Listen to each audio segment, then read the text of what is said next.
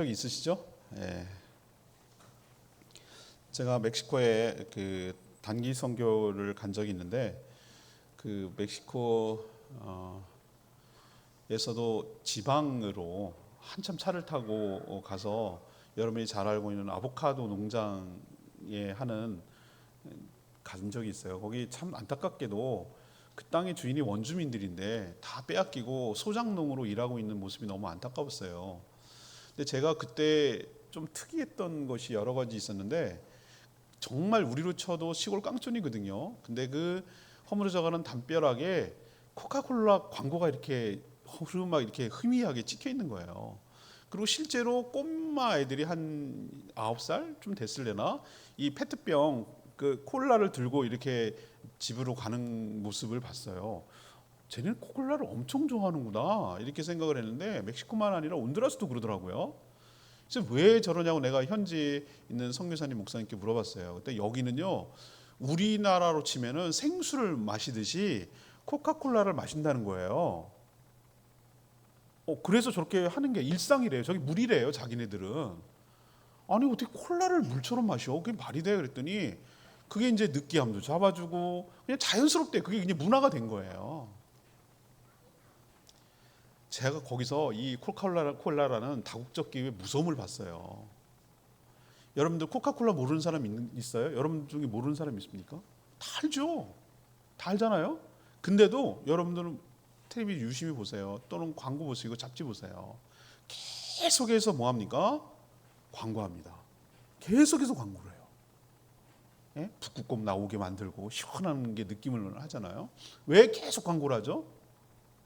물어봤어요. 왜 계속 광고를 하시냐 대기업들이. 그 말이 정말 제가 충격이에요.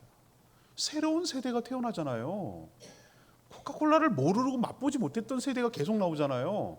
그들에게 계속 알릴 필요가 있어요 라고 하는 말에 제가 이라는 생각이 들었어요. 우리가 가정교회를 제가 접한 지는 20년이 넘어요. 실제로 한 거 여기 오자마자 시작을 했어요. 물론 시행착오도 많았고 어려움도 있었어요. 본격적으로 시작한 건 2016년 준비하고, 물론 그 전까지 다 하자면 너무너무 복잡하고 힘든 일이 많았지만 15년도에 저희 교회 여기서 최현기 목사님 모시고 가정교회를 알리는 일을 특강을 했어요. 제주도 여러 목회자들한테 소개하고 그 일을 제가 했어요. 여기서 모였어요. 100여 명이 모였어요. 꽉 찼어요. 그때 시작한 게 제주도의 가정교회 시작점이에요. 그리고 2016년도 준비해서 2017년부터 목장을 편성해서 지금까지 왔어요. 잘했다라고도 말 못하겠어요. 그렇다고 안 했다라고도 말 못할, 우리는 지금 어정쩡한 그런 상황 속에 있는 것 같아서 제가 안타까움이 있어요.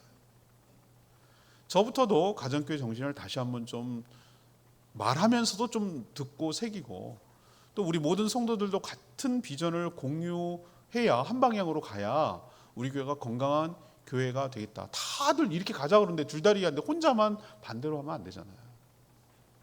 다 아는 것 같지만 코카콜라 광고를 또 하는 것처럼 우리가 알고 있을 법하지만 모르는 사람 거의 없고, 우리 교회 가정교회 한다는 걸 모르는 사람이 거의 없지만 그래도 다시 한번 되새기고 또 한번 확인하고 교회 비전, 우리가 가야 될 방향, 현재 위치, 이정표 이런 것들을 확인하고 나아갈 때 우리 교회가 건실하게 가정교회를 잘하는 교회가 되는 게 아니라 건강하고 건실한 하나님께서 원하시는 그런 교회로 나가게 될 줄로 믿습니다.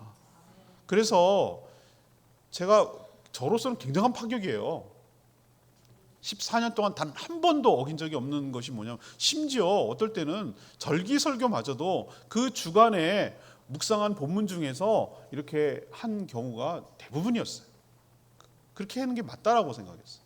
근데 제가 이렇게 그걸 깨면서까지, 지금 잠언을 지금 묵상 중인데 깨면서까지 이렇게 하는 이유를 여러분이 좀 충실이라고 할까, 고충을 여러분 이해해 주시고, 오늘부터 시작되는 매주 몇 주간 진행될지 모르지만 되는 가정교회 원리와 그것들을 잘 배우시고 모든 성도들이 여기에 무장을 해서 같은 방향으로 함께 나아가 교회를 세워가는 건강하고 복된 교회 되기를 축복합니다.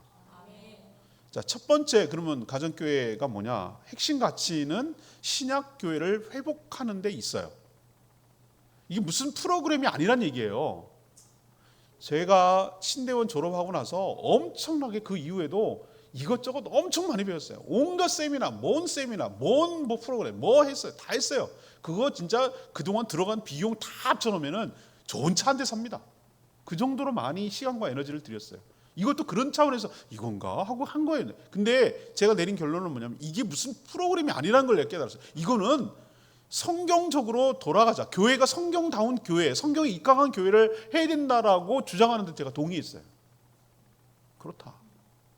그럼 뭐가 왜 자꾸 성경적으로 돌아가야 된다 그러고 왜 성경대로 하는 교회를 해야 된다고 말하냐 하면은 보세요. 우리가 신대원 때 요즘은 그러면 안 됩니다만 저작권 보호법 때문에 그러면 안 되지만 원서를 살려고 그러면 너무너무 힘들었어요. 비싸기로 이럴 때 말했어요. 그때 당시에 제가 대학원 다닐 때 원서 한 권 값이 얼마인 줄 아세요? 그때 5만 원, 6만 원. 그때 당시에 돈이 원서 한 건이 이만한 곳이 그거를 대학원생들이 톡톡톡톡 자기 돈을 산다? 못 삽니다. 그때 얼마나 비싸겠어요. 지금도 5, 6만 원 한 권에 하기 힘들잖아요. 그러니까 너무나도 죄의식이 없었어요. 그땐 너무나 당연한 문화였어요.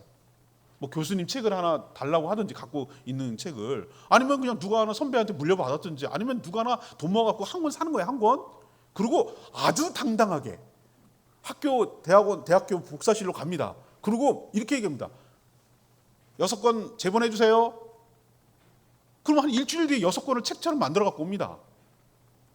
근데 그렇게 해서 책을 얻었잖아요. 꼭 뒤에 나도 이런 사람이 있어요. 다 반납하고 했는데 그럼 어떻게 해? 제본한 거 해. 그걸 또 해줍니다. 또 복사 아저씨는 신기에 가까워. 복사집 사장님은. 그래서 또 만들어줍니다. 그렇게 해서 계속 내려오다 보면은 대학원 수업이 몇 번 하다 보면은 나중에 한 3년 흐르고 나면은 그 책이 희미해집니다. 왜 그렇습니까? 카피한 걸 또 카피하고 카피한 걸 또 카피하고 카피한 걸 또 카피하니까 원본과 이렇게 나중에 대조 보이면은 철자가 흐릿합니다.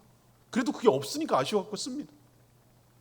제가 이걸 얘기 드리는 이유는 우리 교회가 처음에 교회라는 게 세워졌을 때 2000년 전 얘기예요. 처음에 예수님 믿고 예수님 믿는 사람들이 베드로가 전도하고 그래서 막 5,000명씩 남자 5,000명씩 회개하는 역사가 일어나서 엄청난 예루살렘 교회가 세워지고 나서 지금까지 수없는 많은 교회 역사들이 왔는데 지금 그때 모습과 지금의 모습을 보면은 너무 많이 형태도 변하고 정신도 퇴색하고 그 본질적인 것도 많이 사라져 버렸어요. 예배 형식이 그때의 형식과 같을까? 아니에요. 전 다르다고 생각합니다. 흔적만 남아 있는 게 하나 있어요. 왜 우리가 성찬식을 합니까? 성찬식을 해요. 예수 그리스도 피와 살. 근데 성찬식은 초대교회는 당시는 성찬식이 당연하게 들어오는 식사였어요. 예배 중에 식사를 하는 거예요. 그 식사예요. 식사부터가 예배의 시작이에요. 근데 지금은 뭐죠? 굉장히 형식화돼 버렸잖아요. 이만큼 많이 변질되고 달라진 거예요. 그래서 다시 너무나 많이 변질됐으면 처음으로 돌아가는 게 맞잖아요. 원본을 향해서 가야 되잖아요. 그때 교회를 세웠던 정신이 뭐고 그때 교회 형태가 어떤 것이고 그때 뭔지를 보고 그 정신을 다시 회복시키는 것이 교회의 본질을 회복시키는 거잖아요. 여러분 캐톨릭에 대해서 어떻게 생각하는지 모르고 천주교 신자들 이런 얘기하면 굉장히 거북스럽겠지만 그 사람들이 항상 하는 얘기가 있어요. 개신교는 우리 아랫집이야 아랫집. 자기가 큰 집이고 자기가 아랫집이래 저희 집이. 아닙니다 여러분. 너무 많이 변질되고 너무 많이 타락했어요. 교회라고 할 수 없을 정도로 너무 많이 벗어나 버려서 선을 넘어도 한참 넘었어요.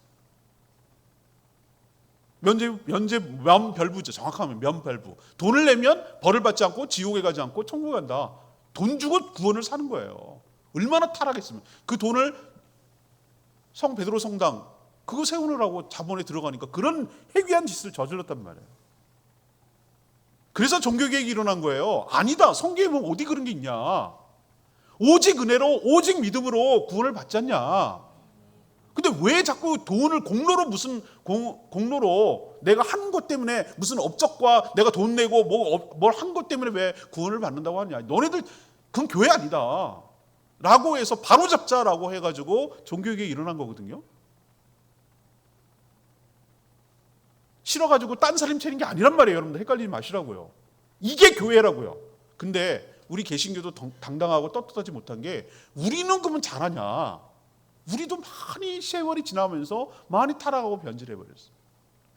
그래서 제가 어디에 여기 이거다라고 생각하고 동의하고 공감하고 함께 지금 보조를 맞추냐면은 그 정신 때문에 그래요. 종교개혁 정신을 가지고 다시 한번 교회를 제대로 신약 교회대로 회복해 봅시다라고 하는 그 말에 설득이 됐어요. 맞다. 목회자라면 그런 꿈이 있거든요. 성경대로 교회, 하나님이 꿈꾸시는 예수 그리스도께서 원하시는 그런 교회를 만들어가는 게 그게 주의 종의 태도죠.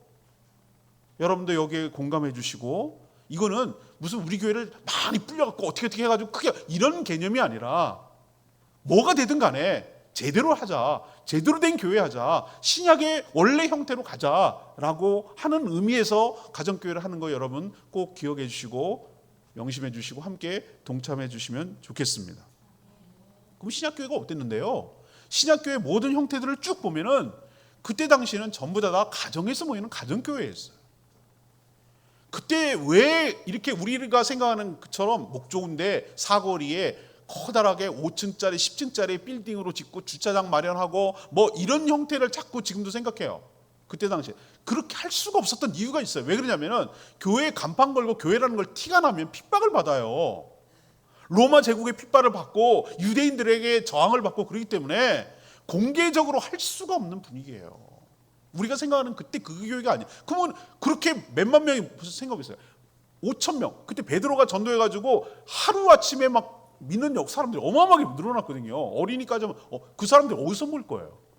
그래서 모인 게 뭐냐면은 솔로몬 행각이라는 성전에서 모일 때는 솔로몬 행각이라는 곳에서 함께 모이고, 근데 평상시에는 그렇게 모일 수가 없어서 각 집마다 그 집의 수용 한계에 정해서, 예를 들면 어느 좀 괜찮게 사는 집은 한 30명, 좀 못 사는 집은 이게 집이 좁은 집은 한 10명, 이런 식으로 단위로 다 쪼개져 가지고 그렇게 모였던 것이 당시 1세기 100년이 넘을 동안에 계속 그렇게 해왔던 거예요.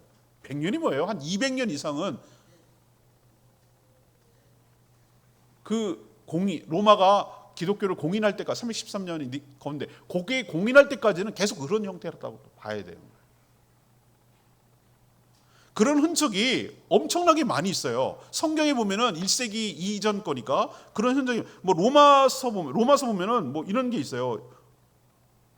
로마서 5절에 16장 5절이에요. 3절부터 그런 교회 흔적이 막 나오는데, 그리스도 예수 안에서 나의 동역자인 브리스길라와 아굴라에게 문안해 주십시오. 이거는 그 사람을 명칭을 말하는 게 아니라 그 집에서 모였던 목자였구나. 이 브리스길라 아굴라 부부가 5절에 그들의 집에서 모이는 교회에 문안하라는 표현을 보면 알 수 있겠어요.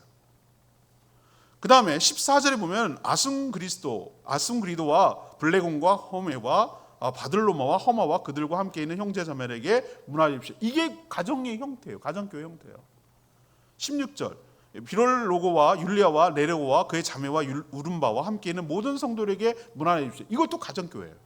로마에 점점 퍼져서 모였고, 카타콤의 순교자라고 그래가지고 지하 공동묘지에 만약에 베드로 사도가 왔거나 바울 사도가 와서 전체 집회를 해야 되는 경우 사람 눈에 띄지 않고 사람이 죽어야만 갈 수 있는 공동묘지가, 제가 가봤거든요. 로마에 갔을 때 어마어마하게 지하가 커요. 공동묘지가. 거기에 모여가지고 죽음을 두려워하지 않으니까 거기에 모여서 전체 집회를 하고, 평상시에는 이런 식으로 점조직처럼 각 집에서 모였다는 걸 성경에도 좀 보여주고 있잖아요. 라오디게아 교회, 골로새서 4장 15절이에요. 라오디게아에 있는 형제자매와 눈바와 그 부인의 집에서 모이는 교회, 아예 그의 부인의 집에서 모이는 교회라고 명시되어 있어요. 눈바가 그의 가정을 열었던 거예요. 자기 집에서 모였던 거예요. 또 3절 보면 빌레몬서 1장 2절에 나와요. 자매 아비아와 우리의 전우인 아키포와 그대의 집에서 모이는 교회에서 이 편지를 씁니다. 이 얘기는 보면 당시 초대교회 그때 당시의 원형은 뭐냐면 집에서 모이는 조직이었다. 그리고 필요하면 전체 모이는 그런 가정교회가 함께 모이는 형태였다라는 것을 알 수가 있는 것이죠. 그리고 왜 우리가 가정교회를 하느냐라는 거는 주님이 꿈꾸셨던 교회이기 때문에 그래요. 주님께서 아까 우리 챙겨 목사님도 말했는데, 예수님 그 말을 굉장히 오해하기가 쉬워요. 예수님 막 찾아온 거예요. 엄마하고 동생들이, 집 나간 형님 찾아온 거예요. 사람들이 소문이 있잖아요. 이상하게 돌아가지고 저러고 돌아다닌다 그러니까 걱정도 되고 볼 겸 해가지고 수소문해가지고 찾아오는데 예수님 뭐라고 그래요? 왔습니다 가족들이. 그랬을 때 뭐라고 오해를 하기가 딱 싫으면 저 사람도 나의 가족 아니고 이렇게 오해하면 안 돼요. 그거를 하나님의 뜻대로 살아가는 사람들이 내 형제의 어머니라고 그랬어요. 그 얘기는 뭐냐면은 이건 뭐를 염두에 두고 그런 표현을 하시냐면 예언적인 표현이에요. 앞으로 생겨날 교회 공동체를 염두에 두고 이런 표현을 하셨구나. 그러면은 주님께서 꿈꾸시는 교회는 어떤 거냐면 가족 같은 교회 공동체가 아니라 가족 공동체예요. 그래서 우리가 예수 그리스도를 믿으면 나이 차이가 있고 그럼에도 불구하고 어떻게 합니까? 전부 다 뭐라고 부르죠? 형제님, 자매님. 왜 형제가 자매가 되냔 말이에요. 하나님 아버지라는 똑같은 아버지를 왜? 그리스도의 피로 거듭나가지고 똑같은 하나님의 자녀가 되었기 때문에 우리를 형제님, 자매님 이렇게 부르는 거예요. 전 그 호칭이 나는 가장 좋은 것 같아요. 어쩔 수 없이 어떤 직분에 어떤 일을 해야 되기 때문에 자꾸 뭐 집사님, 장로님, 권사님 이렇게 부르지만 전 진짜로 더 좋은 표현은 뭐냐면은 형제님, 자매님이라고 부르는 게 가장 좋은 거예요. 우리는 다 하나님의 자녀인 줄로 믿습니다.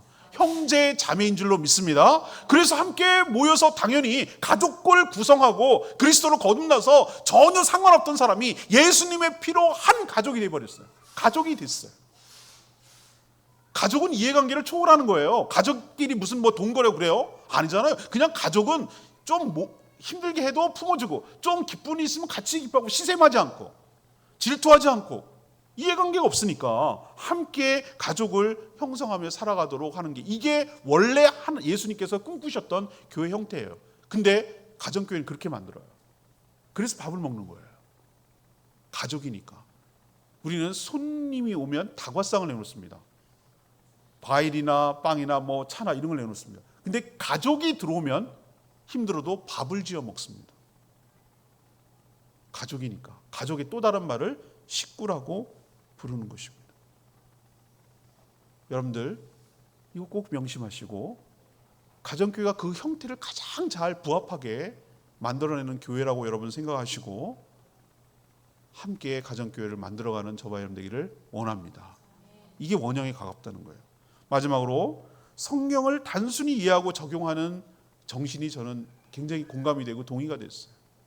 성경이 그렇다고 하면 그런 것이고 아니라고 하면 아닌 것이고 정형화됐다는 말 아세요? 뭐냐면은 딱 굳어져가지고 교리적으로 딱 흔들지 마. 여기 흠집 내면 넌 이단이야 이렇게 말하지 않아요. 전 그 점이 굉장히 좋아요. 유연해요. 유연해. 최인기 목사님 말하는 것 중에 굉장히 유연한 표현이 있어요. 우리가 해보다가 이보다 더 좋은 게 있으면 우리 바꾸자고 이런 말을 해요. 성경대로 가다가 이게 좀 우리가 잘못됐다 그러면 고치자는 거예요. 전 그게 개혁 정신이라고 생각하는 거예요. 개혁주의가 뭐냐? 1.1핵도 안 돼. 이게 아니고요.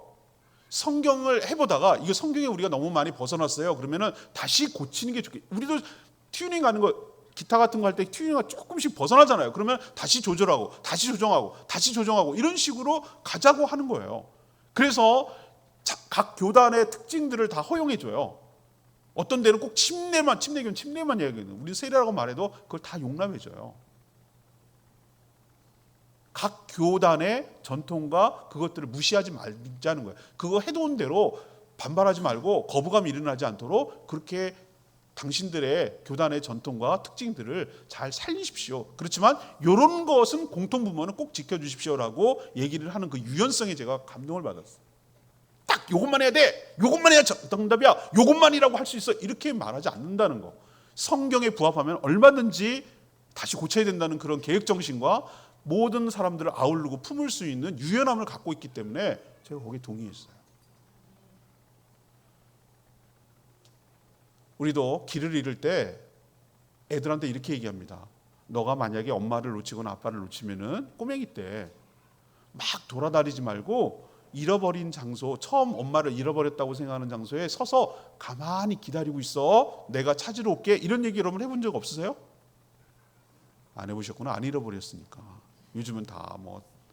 근데 우리도 길을 잃어버렸을 때, 어디로 가야 될 바를 모를 때는 가만히 서서 처음 잊어버렸던 대로 다시 원위치. 우리도 뭡니까?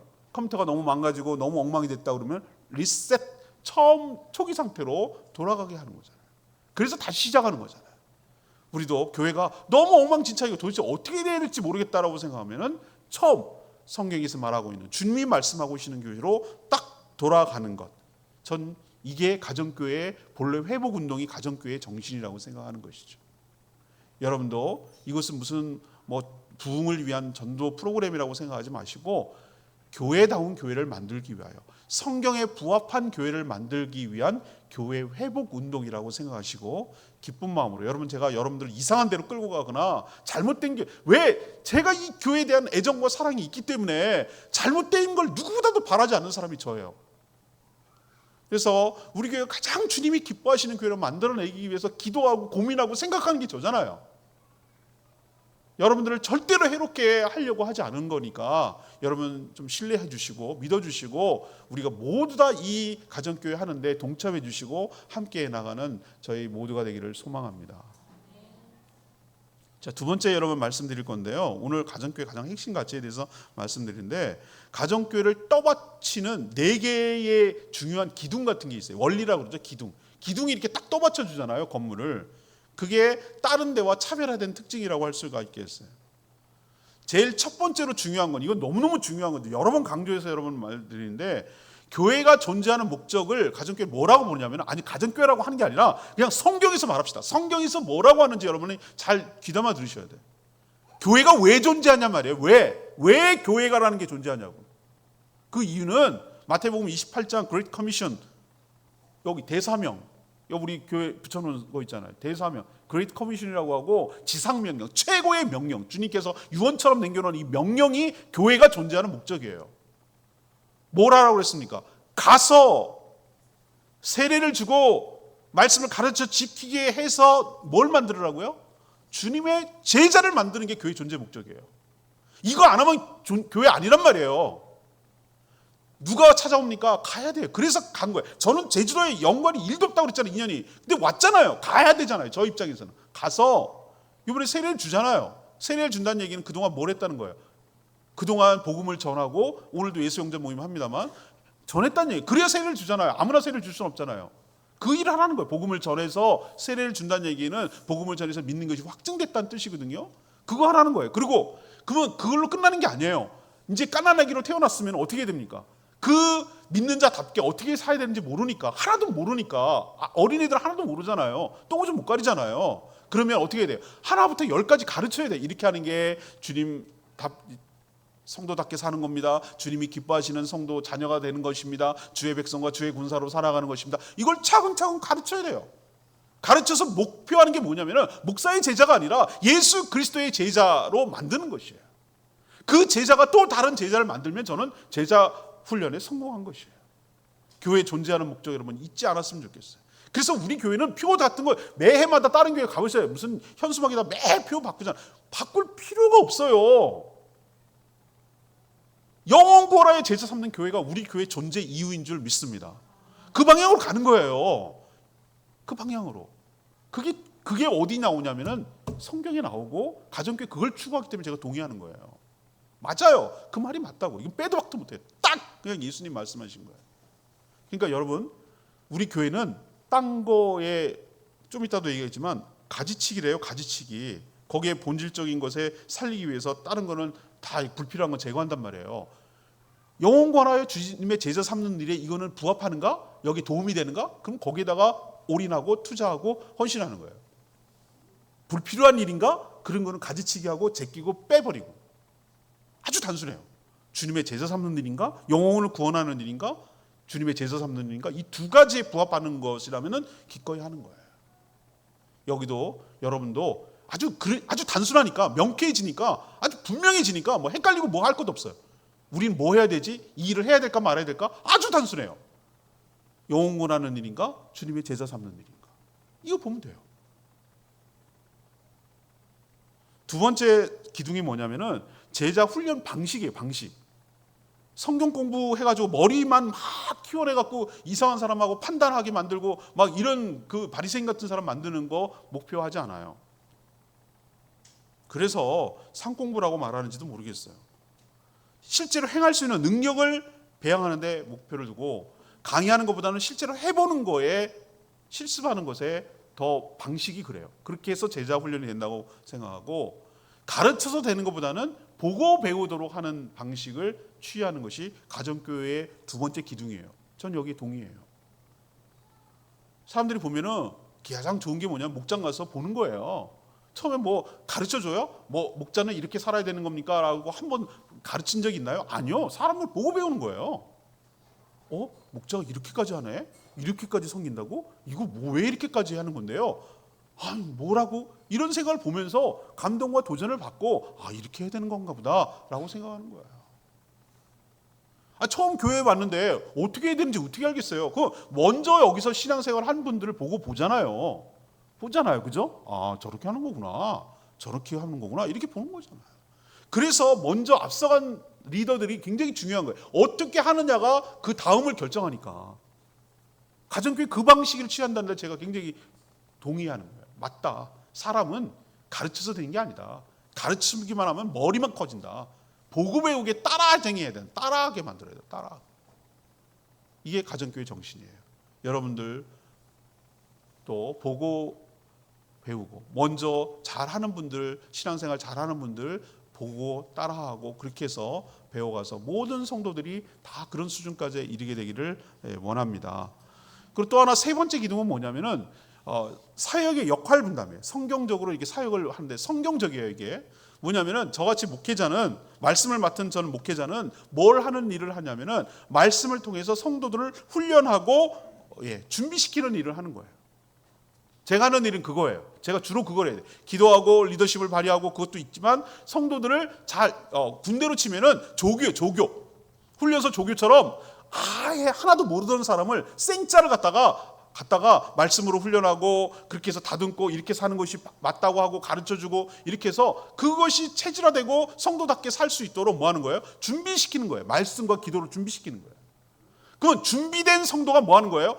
그게 사역하는 거예요. 그분들이 그 훈련병이 끝나고 나면 이제 군인이 돼가지고 실제로 여러 가지 보직에 따라 배치가 되고 그래서 다 그 역할을 감당하듯이 조교가 막 다 하지는 않잖아요. 그러니까 저는 훈련하고 훈련된 성도가 교회를 세워가는 모든 사역들을 감당하는 원리, 이 사역 분담의 원리를 갖는 거예요.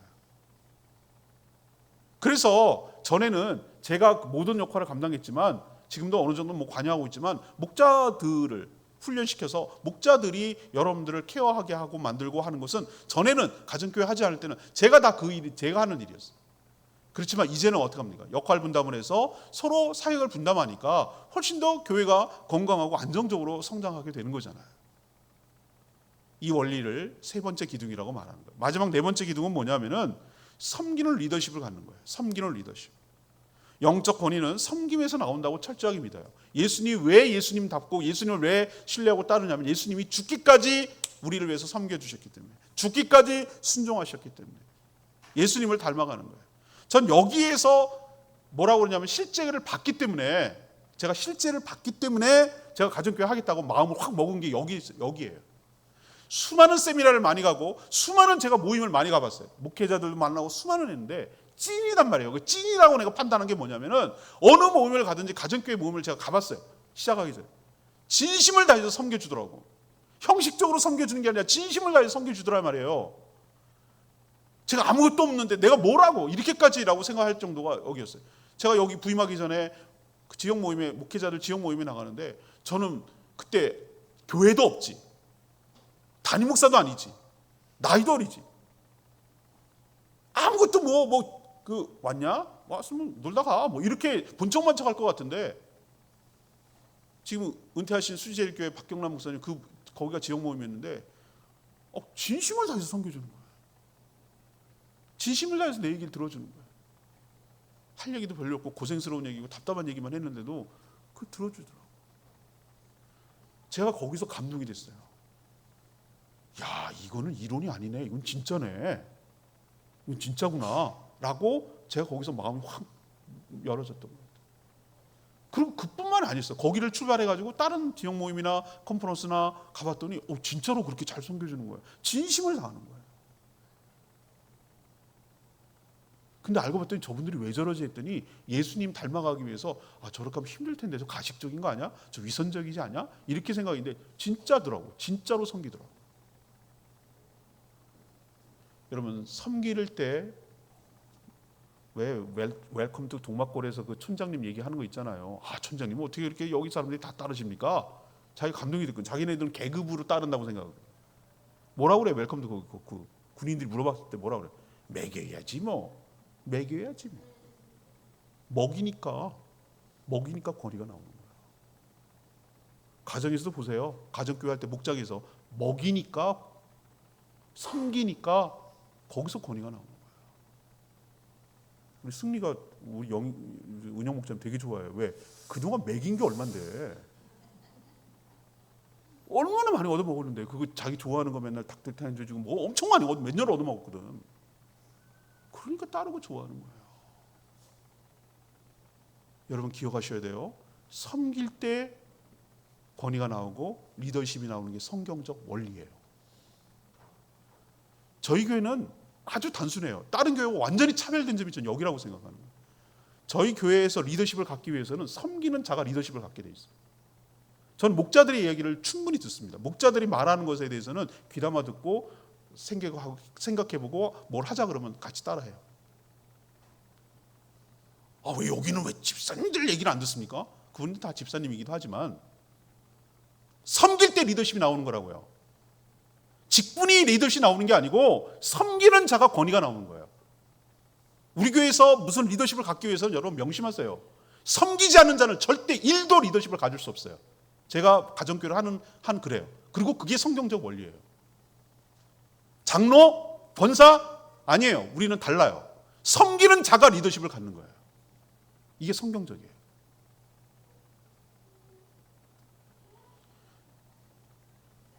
휴스턴 서울교회에서 그 유명한 일화가 있어요. 남을 성공시켜주는 사람이 최고 리더로 올라가더라는 거예요. 우리는 한인인데 그 유명한 일화가 있어요. 한인분인데 성공했어요. 세계적 기업의 부회장인데 부회장 그냥 부회장이 아니고 그 독특한 뭐 CFO인가 뭐 그랬어요. 인포메이션을 주는 사람이 그 뭐 하는 거냐고 그랬더니 전 세계에 있는 여러 가지 기업이 있는데 그 기업이 그 나라에서 성공할 수 있도록 도와주는 역할이 자기 하는 일이래요. 최선을 다해서 인맥을 동원하고 정보를 주고 여러 가지 법률을 해석해주고 적용해주고 물적 지원해주고 사람들 좋은 사람 붙여주고 해가지고 그 사람이 그 지부가 개척됐을 때 반드시 성공하도록 도와주는 역할을 하는 거라더라고요. 그게 가정교회 정신이라는데 이 사람이 거기서 배워갖고 와서 그렇게 그 회사에서 성공했다고 그러더라고요. 아, 저는 그 말에 굉장히 동의가 되고 그렇다라는 걸 알았어요. 제가 목회자들 수없이 저도 그렇게 살지만 제가 그랬어요. 다른 분들한테 뭐 정보 주세요. 다 돈을 요구하고 뭐 아쉬운 소리 해야 되고 막 그런데 여기서는 제가 이런 거 필요합니다. 이거 필요합니다. 오늘도 예수영전 모임 했는데 이게 필요합니다. 최영기 목사님이 그 원본 CD를 주세요. 그랬더니 CD 주고. 그래서 그거 갖고 몇 번이나 하고 원본 주세요. 방송 카피해놓은 거 그대로 해놓은 거 주고. 아, PPT 혹시 없어요? 목사님 PPT 없어요. PPT 주고. 왜 그렇게 합니까? 여기가 남들이 잘 되니까 다른 사람을 성공시키는 것이 예수님다운 삶이라고 믿기 때문에 제가 거기에 동의가 되고 감동이 되는 거예요. 상대방이 잘 되길 바라는 마음에서 적극적으로 도와주려는 풍토가 가정교회에 있더란 말이에요. 저도 또 그렇게 살고 자연히 잘 보고 배웠으니까. 여기 제주도에서 85차 컨퍼런스 했을 때 우리 성도 몇 분 중에 거기 참여한 적이 있어요. 보세요. 얼마나 정성을 다해 섬기고 그런 자가 그리고 뭐 티냅니까? 막 뭐 생색냅니까? 그러지 않잖아요. 사랑하는 여러분, 예수님처럼 섬기고 예수님처럼 순종하는 그런 삶을 살아가는 때 하나님께서 그에게 영적 권위를 주시고 그의 말에 다른 사람들이 말에 억지로가 아니라 진심을 다해서 따르고 진심을 다해서 존경하고 진심을 다해서 말빨이 먹히는 거예요. 이것이 바로 네 번째 섬기는 리더십, 남을 성공시키는 리더십이 가정교회 네 번째 기둥이에요.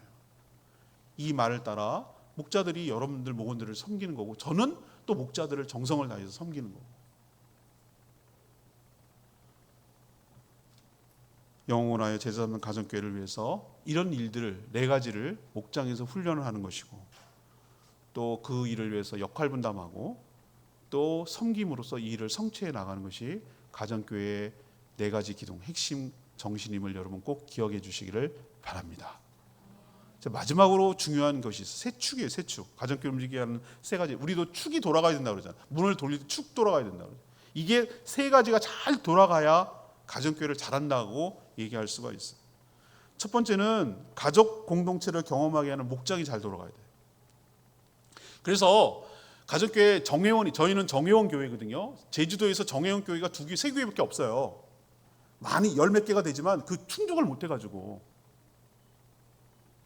우리 세례일 이번에 정말 몇 명이 될지 모르지만 1년에 세례가 없으면 위태위태해요. 가정교회 정회원으로 박탈당할 수가 있어요. 그렇게 중요해요. 왜? 영혼구원의 핵심이 있기 때문에. 다 이미 믿는 사람들 끌고 어떻게 와가지고 하는 그런 교회가 아니라 생짜 아무도 모르는 사람들을 복음을 전해서 예수 믿게 하는 게 그게 교회답다고 생각하는 거예요. 정회원 되기가 굉장히 어려워요. 그 중에 하나가 목장이 있습니까? 목장이 원하는 대로 운영이 됩니까? 이걸 물어요. 꼭 묻고 체크해요. 여러분, 목장에서 모여야 돼요. 다음 주에 목장에 대해서 설교하겠지만 거기서 보고 배우고 거기서 교회의 여러 가지 기능들을 잘 수행하기 때문에 거기서 전도도 일어나고 거기서 훈련이 일어나기 때문에 목장이 있고 목장에서 모일 때 이 한 축이에요. 이게 돌아가야, 목장이 잘 돌아가는 교회가 가정교회를 잘하는 교회예요. 잘 돌아간다는 얘기는 거기서 영혼권의 역사가 일어나야 되고 또 그것이 늘고 불고 해가지고 분가하는, 따로 떼서 또 다른 목장을 만들어낼 때 이거는 목장이 성공했다고 말하는 것이에요. 올 한해 그런 역사가 일어나게 되기를 간절히 원하고 축복합니다. 제가 상금도 걸었잖아요.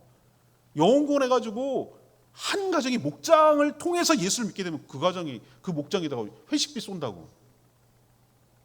돈이 많아서 그런 게 아니라 격려하기 위해서. 첫 번째 하는 목장 반드시 분명히 그렇게 합니다. 제가 약속을 했으니까 여러분 꼭 영혼권의 역사가 일어나게 되길 간절히 소망합니다. 두 번째는 삶 공부예요. 삶 공부. 삶 공부를 해야 그건 가정교회라고 할 수 있어요. 삶 공부, 왜 삶 공부가 뭐예요? 우리가 살아간다고 할 때 그 삶을 말하는 거예요. 근데 왜 삶 공부라고 그러냐면은 제가 물어봤어요. 왜 삶 공부라고 불러요? 뒤에다가 무슨 확신의 삶, 경건의 삶, 하나님을 경험하는 삶, 기도의 삶, 부의 삶, 예비 부부의 삶, 이런 걸 왜 다 뒤에다가 삶을 붙여요? 내가 물어봤어요. 저도 모르니까 궁금하잖아요. 그 대답이 저는 감동이 됐어요. 머리를, 아까 얘기했잖아요. 그 원리 중에 하나죠. 머리를 키우는 게 아니고요, 삶을 바꾸는 데 목적이 있어서 그래요 라고 대답하는데 마음이 찡해지더라고요. 우리는 그동안 그냥 열심히 가르치기만 하면 되는 건 줄 알았는데 아니었더라고. 제 목회자로서 삶을 바꾸는 게 중요해요. 삶이 달라져야 될 줄로 믿습니다. 그래서 다양한 주제로 삶 공부가 있는 거예요. 우리 교회에 있으면 어떤 분이 그러더라고. 와, 생명의 삶이 첫 단계라고 설명했더니 죽었다고 하는 표정을 짓더라고. 이게 첫 단계면 도대체 둘째 단계, 셋째 단계는 뭐냐는 거지. 우리 교회는 해마다 한 공부 이상은 해야 돼요. 산 공부 하나는 해야 돼요, 최소. 가을에 아마 기도의 삶을 할지도 몰라요. 그럼 해야 돼요. 중보기도를 좀 훈련시키기 위해서. 다 끝나고 나면은 할 거예요. 한 10월쯤이나 이렇게. 여러분, 산 공부를 통해서 머리를 키우는 것이 아니라 우리의 삶이, 예를 들면 하나님을 경험하는 삶, 하나님을 진짜 어떻게 경험해야 되는지 아는 거예요. 경건의 삶을 하면 우리가 경건을 어떻게 경건하게 살아가는지 배우는 거예요. 확신의 삶, 내가 믿는 바가 무엇인지를 분명하게 확신하는 삶을 살아가는 거예요. 이런 공부에 여러분 참여하셔야 돼요. 그래야 알아야 뭘 하죠. 알아야 어떻게 되죠. 생명의 삶은 가장 기본 단계예요. 정말 생명을 얻고 어떻게 해야 생명을 얻는 것인지에 대해서 배우는 과정이거든요. 이걸 안 배우고 어떻게 알겠어요. 제가 하는 일이 그게 하는 일이에요. 산 공부를 가르치고 운영하는 일을 계속하는 거예요. 이게 돌아갈 때 가정교회를 잘한다 이렇게 말하는 거예요. 자, 세 번째는 뭐냐면은 은혜로운 주일 목장 연합회예요. 지금 우리처럼 주일날 모든 목장들이 다 모여가지고 여기로 온 거예요. 모여서 함께 하는 거예요. 그래서 여기서 하는 일 중에 중요한 건 뭐냐면은 제가 여러분 설교 끝나고나 항상 여러분 이 말씀대로 살 것을 결단하는 하나님 앞에 기도를 드리잖아요. 제가 지난번에 준 목회 칼럼 썼어요. 이 앞에 있는 게 뭐냐면은 왜 다른 데는 없는데 여긴 있냐고. 이걸 뭐라고 부르냐요? 어떤 분 헌신대라고 부릅니다. 이게 유명무실해서 제가 마음이 안타까워가지고 다시 해보자고 얘기를 하는 게 뭐냐면 요 앞에 나와서 내가 예수 믿겠습니다. 내가 세례 받겠습니다. 내가 성경 공부하겠습니다. 아니면 그거 아니어도 상관없어요. 그런 특별한 일이 아니어도 내가 오늘 말씀을 들어보니 내가 여기 이제 이 말씀대로 살기를 결단합니다라고 잠깐 기도해 주는 거예요. 말씀 예배 다 끝나고 나서. 여기 와서 무릎 꿇고 하나님 앞에 내가 그렇게 살기로 결단하는 일이 주일 예배에서 왕성하게 일어날 때 그것을 목장 연합 예배가 잘 됐다고 말하는 거예요. 여러분도 오늘부터라도 여기 헌신대에 나와서 내가 이제부터는 말씀대로 살겠다고 체크하는 날이 있거든요. 이 살구색 표시가 있어요. 여기 앞에. 이걸 헌신대라고 불러요.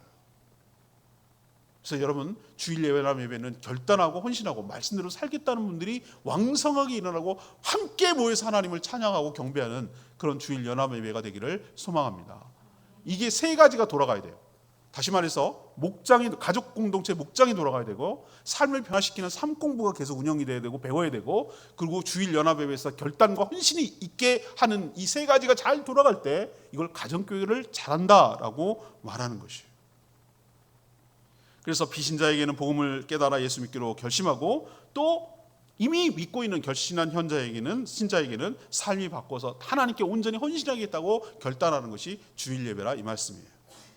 이것을 챙기 목사님 세 가지 인격에다 비유하더군요. 인격을 구성할 때 지정의, 깨닫고 알고 하는 지적인 것, 느끼는 것, 감정적인 것, 결단하고 의지하는 것, 의지적인 것, 지정의가 한 인격 요소라고 말하는데, 상 공부를 통해서 지적인 것을 충족하고, 또 연합예배를 통해서 의지적으로 결단하고, 또 목장을 통해서 하나님의 사랑과 성도의 삶을 느끼고, 지정의죠. 그래서 이 인격이 주님을 닮아가도록 하는 것이 가정교회의 정신인 줄 압니다.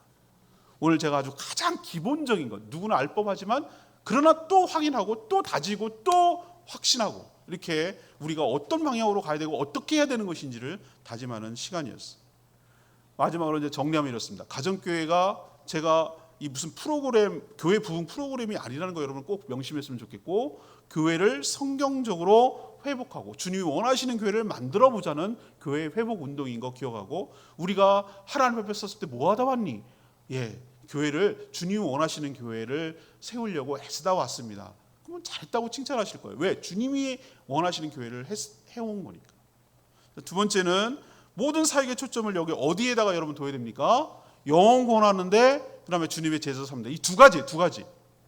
그리고 여기에다가 목숨 걸고 여기에다가 해야 되고, 여기가 아니라고 생각하는 것은, 불필요한 것들은 과감하게 가지를 쳐서 여기에 모든 성도들이 집중하고, 모든 교회 사역 프로그램이 여기에 집중하고, 모든 활동이 여기에 집중해서 할 수 있도록 해야 단순하고 명쾌하고 헷갈리지 않아요.